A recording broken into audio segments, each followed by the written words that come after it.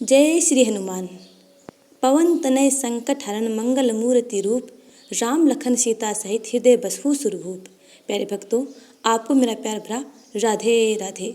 आइए श्रवण पान करते हैं हनुमान कथा। श्री राम और रावण युद्ध चरम सीमा पर पहुंच चुका था। एक एक करके रावण के अनेक सेनापति, पुत्र मेघनाथ, भाई कुंभकर्ण समेत कई राक्षस मारे जा चुके थे। रावण बेचैनी से महल में घूम रहा था। उसे कोई उपाय सूझ नहीं रहा था। एकाएक एक विचार उसके दिमाग में आया। अही रावण की मदद लेना ज़्यादा बेहतर होगा। वह बहुत बड़ा मायावी है। बगैर युद्ध किए ही वह पूरी वानर सेना का सफाया कर सकता है। यह विचार करके उसने तुरंत अपने गुप्तचर बुलाए और उनको आदेश दिया, तुरंत पाताल लोक में जाकर अही रावण को मेरा संदेशा दो कि लंकाधीश ने तुम्हें तुरंत मिलने का आदेश दिया है। रावण का आदेश पाते ही मायावी गुप्तचरों ने तुरंत पाताल की ओर प्रस्थान किया और रावण का संदेश अहि रावण को सुनाया। संदेश सुनकर अहि रावण तुरंत लंका में आ पहुंचा और बोला, मेरे लिए क्या आदेश है महाराज? रावण बोला, तुम प्रबल मायावी हो अहि रावण। मैं चाहता हूँ कि तुम राम के शिविर में पहुंचकर ऐसी माया फैलाओ जिससे समूची वानर सेना तुम्हारे माया जाल में फंसकर रह जाए। अहि रावण बोला, महाराज, माया तो मैं फैला दूंगा, किंतु कितना असर राम दल पर होता है यह कह नहीं सकता, क्योंकि जिन राम लक्ष्मण के आगे कुंभकर्ण और मेघनाथ जैसे अजय योद्धाओं की कुछ न चल सकी, उनके आगे मेरी क्या हस्ती है। यह सुनकर रावण बोला, शायद तुम डर गए हो अहि रावण। राम लक्ष्मण नामक तपस्वियों के डर से तुम्हारा दिल दहला जा रहा है। अगर ऐसा ही है तो तुम रहने दो। अहि रावण बोला, नहीं नहीं महाराज, घबराने की कोई बात नहीं मेरे लिए। मैं आज रात ही अपनी माया से कुछ चमत्कार दिखाऊंगा। यह कहकर अहि रावण रात होते ही राम के शिविर के बाहर पहुंचा और एक जगह छिपकर शिविर का अवलोकन करने लगा। शिविर में प्रविष्ट होना बहुत कठिन है। हनुमान जी ने अपनी पूंछ का घेरा इतना बड़ा और ऊंचा कर रखा है कि चारों ओर एक ऊंची दीवार से खींच गई है। अचानक उसके दिमाग में एक विचार कौंधा। उसने सोचा, क्यों न विभीषण का वेश बनाकर अंदर चला जाऊं। उस पर सब विश्वास भी करते हैं। अगर किसी ने टोका भी तो कोई बहाना बना दूंगा। यह सोचकर अहि रावण ने विभीषण का रूप धारण किया और शिविर के द्वार पर हनुमान जी से अपनी पूंछ उठा लेने को कहा। पवन पुत्र, जरा अपनी पूंछ हटा लो तो मैं शिविर में दाखिल हो जाऊं। हनुमान जी ने आश्चर्य से कहा, विभीषण जी, इतनी देर तक बाहर क्या करते रह गए थे? विभीषण रूपी रावण बोला, समुद्र तट पर हवन पूजन करने में कुछ विलंब हो गया था। अभी अभी निवृत्त हुआ हूँ। यह सुनकर हनुमान जी ने विभीषण रूपी अहि रावण को अंदर जाने दिया। वह सीधे वहाँ पहुँचा जहाँ राम लक्ष्मण विश्राम कर रहे थे। उसने अपनी माया फैलाई जिससे वहाँ मौजूद सभी व्यक्ति सो गए। फिर उसने राम लक्ष्मण को अपने कंधों पर उठाया और मुख्य द्वार से न जाकर भूमि के रास्ते से पाताल की ओर चल पड़ा। पाताल पहुंचकर उसने राम लक्ष्मण को एक जगह जाकर लिटा दिया और उन पर कड़ा पहरा लगा दिया। उधर वानर शिविर में सुबह होते ही सब जाग पड़े तो वहां राम लक्ष्मण को न पाकर वानर सेना में घबराहट फैल गई। काफी देर तक सारे वानर इधर उधर खोजबीन करने लगे, लेकिन राम लक्ष्मण का कहीं पता न चला। तब सुग्रीव ने कहा, हनुमान जी, रात शिविर में कोई अनजान व्यक्ति तो नहीं आया था? हनुमान जी बोले, कोई भी तो नहीं आया, लेकिन हाँ, विभीषण जी कुछ देरी से आए थे। कह रहे थे कि समुद्र किनारे पूजा अर्चना में कुछ देरी हो गई।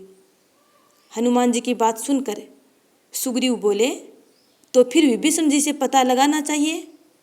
यह असुर बड़े मायावी होते हैं। क्या पता रावण का कोई दूत माया फैलाकर उन्हें सोते समय उठा ले गया हो।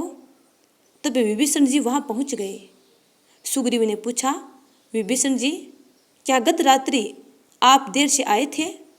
विभीषण जी बोले, नहीं सुग्रीव जी, मैं तो शाम को ही शिविर में आ चुका था। तब से मैं एक क्षण के लिए बाहर नहीं निकला हूँ। हनुमान जी बोले, तब फिर प्रभु राम कहाँ गए? दोनों भाइयों का कोई पता निशान नहीं है। विभीषण बोले, यह जरूर अहिरावण का काम है। वह पाताल लोक का राजा है और वह बहुत मायावी है, देवी का पुजारी है और नाना प्रकार के वेश बदलने में निपुण है। वही ले गया होगा राम लक्ष्मण को। सुग्रीव बोले, फिर तो निश्चित है कि वही श्री राम और लक्ष्मण को ले गया है। वही रात में बदले वेश में आया और सोते में ही श्री राम और लक्ष्मण को माया पास में फंसा कर ले गया। हनुमान जी बोले, वह कहीं भी क्यों न प्रभु राम लक्ष्मण को ले गया हो, मैं उसे पाताल से भी खोज निकालूंगा। यह कहकर हनुमान जी ने एक लंबी छलांग लगाई और पाताल लोक की ओर उड़ चले। जैसे ही वे पाताल लोक के प्रवेश द्वार पर पहुंचे, उन्हीं जैसे एक ओजस्वी वानर ने उनका रास्ता रोक लिया। वह वानर मकरध्वज था, जो कि हनुमान जी का पुत्र था, लेकिन वह अपने पिता को पहचानता नहीं था। उसने कहा, ठहरो, कौन हो तुम? जानते नहीं द्वार पर मकरध्वज का पहरा है? हनुमान जी बोले, रास्ता छोड़ो युवक, तुम जानते नहीं कि मैं श्री राम के कार्य से अंदर जा रहा हूँ। मकरध्वज बोला, अंदर पहुँचने से पहले आपको मुझसे युद्ध करना होगा। जानते नहीं मैं हनुमान पुत्र मकरध्वज हूँ। महाराज अहिरावण ने विशेष रूप से मुझे द्वार की रक्षा का भार सौंपा है। हनुमान जी बोले, तुम झूठ बोलते हो, मैं ही हनुमान हूँ, मेरा कोई पुत्र नहीं है। मैं आजन्म ब्रह्मचारी हूँ और जब विवाह ही नहीं किया तो पुत्र कैसा?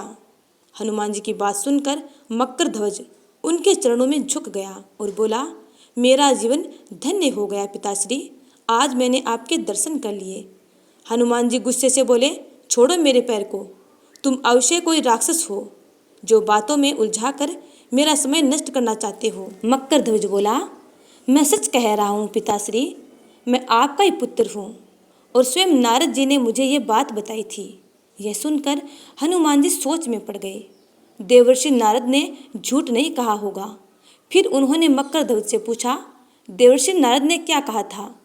मकरध्वज बोला, देवर्षि नारद ने मुझे अपनी उत्पत्ति की कथा सुनाई थी कि जब आप लंका दहन करके समुद्री मार्ग से ऊपर उड़ रहे थे तो आपके शरीर से पसीने की कुछ बूंदें समुद्र में गिरी। एक मगरी जो ऊपर की ओर मुंह किए हुए थी, उसने पसीने की बूंदों को पी लिया। बाद में उसी मगरी के पेट से मेरा जन्म हुआ। हनुमान जी बोले, और वह मगरी अब कहाँ है? मकरध्वज बोला, वह एक बार कुछ मच्छरों के जाल में फंस गई। मच्छेरे उसे राज दरबार में लेकर पहुँचे। वहाँ मगरी का पेट चीरा गया तो मैं शिशु के रूप में जीवित निकला। मगरी मर गई और महाराज अहिरावण की देखरेख में मेरी परवरिश हुई। तब से मैं यही हूँ, महाराज के द्वार का रक्षक बनकर। हनुमान जी बोले, बड़ी विचित्र बात है, मगरी के पेट से वानर शिशु जन्मे। खैर, मैं तुम्हारी कहानी को सच मानता हूँ कि तुम मेरे पुत्र हो। अब अपने पिता के लिए द्वार खोल दो। मकरध्वज बोला, द्वार तो नहीं खोलूंगा पिताश्री। जिस तरह आप अपने स्वामी के प्रति श्रद्धा रखते हैं, उसी तरह से मैं भी अपने महाराज के प्रति वचनबद्ध हूँ। हनुमान जी बोले, तो फिर मैं अंदर कैसे प्रवेश करूँगा? मकरध्वज बोला, आप मुझे परास्त करके बांध दीजिए, इससे मैं अपने स्वामी के प्रति कृतघ्नता के अपराध से मुक्त हो जाऊँगा और आप भी अपने स्वामी के पास पहुँच जाएंगे। हनुमान जी ने पूछा, मकरध्वज, क्या तुम जानते हो कि आज सुबह या गत रात्रि को अहिरावण श्री राम और लक्ष्मण को यहाँ लाया है? मकरध्वज ने कहा, यह तो मैं नहीं जानता कि वे श्री राम और लक्ष्मण थे। हाँ, दो तपस्वियों को वह अपने साथ लाया जरूर है। वे दोनों बेहोश थे। वह उन्हें देवी के मंदिर में ले गया। अहिरावण देवी का पुजारी है। वह उन दोनों की बलि चढ़ाकर देवी को प्रसन्न करेगा और मन चाहा वर प्राप्त कर लेगा। यह सुनकर हनुमान जी ने शीघ्रता से मकरध्वज को उसी की पूंछ से बांधकर उसे दरवाजे पर लेटा दिया और शीघ्रता से अंदर प्रवेश कर गए। अंदर का वातावरण बहुत उल्लासपूर्ण था। राक्षस नर नारियां देवी की पूजा हेतु विविध प्रकार से मिष्ठान और फल वगैरह लेकर देवी के मंदिर में पहुंच रही थी। हनुमान जी ने छोटा सा रूप धारण किया और लोगों की नज़र बचाकर देवी की प्रतिमा के अंदर जा घुसे। कुछ ही समय बाद अहिरावण राम लक्ष्मण को लेकर देवी मंदिर में पहुंचा और तरह तरह के मिष्ठान देवी को अर्पण करने के बाद बोला, देवी माता, आज मैं तेरी वर्षों की कामना पूरी करूंगा। आज इन 2 तपस्वियों की बलि चढ़ाकर तुझे प्रसन्न करूंगा। देवी की प्रतिमा में बैठे हनुमान जी को गुस्सा आ गया। उन्होंने भेंट में आए पकवानों को खाना आरंभ कर दिया। देखते ही देखते समस्त पकवान खत्म हो गए। अहिरावण सोचने लगा, आज देवी कुछ ज़्यादा ही प्रसन्न दिखती है, तभी तो सारा प्रसाद खा गई है। यह सोचकर उसने मंत्रियों को आदेश दिया, और प्रसाद लाओ, आज देवी हमसे बहुत खुश है। नर नारी भेंट लाते गए और प्रतिमा में बैठे हनुमान जी उन्हें चट करते गए, यहाँ तक कि सारे पकवान मिष्ठान समाप्त हो गए। यह देख अहिरावण बोला, माता, मिष्ठान आदि तो समाप्त हो गए, अब इन दोनों की बलि स्वीकार करो और संतुष्ट हो जाओ। यह कहकर अहिरावण ने तलवार निकाल ली और राम लक्ष्मण का सिर काटना चाहा। तभी हनुमान जी तेजी से प्रतिमा से बाहर निकले और अहिरावण से भिड़ गए। हनुमान जी ने अहिरावण को इतनी कसकर लात जमाई कि वह दूर जा गिरा और तत्काल उसका दम निकल गया।